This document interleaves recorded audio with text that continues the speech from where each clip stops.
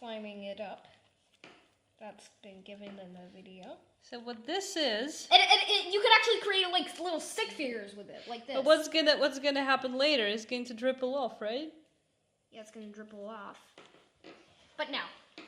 Oh, look at that beautiful pattern, though. Yeah, I can create beautiful patterns, like you can create... It's like Van Gogh. It's like the experiment with that we did previously. Yeah, with the surface agents. Yeah, surface active agents. You always forget that. Now, if I blow a bubble,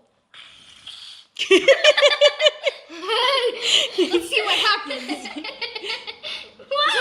See?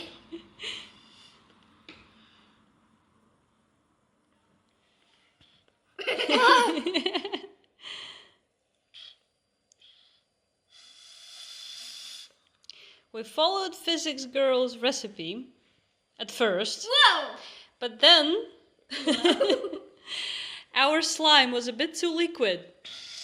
So then we added another quarter of a teaspoon. So we added quite a lot of borax. We added a half a teaspoon instead of a quarter of a teaspoon of borax to get more the Slimy.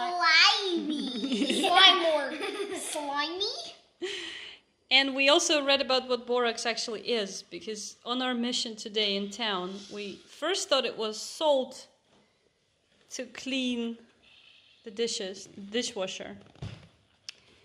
And then we'll learn that borax sometimes is in a liquid used to clean your lenses.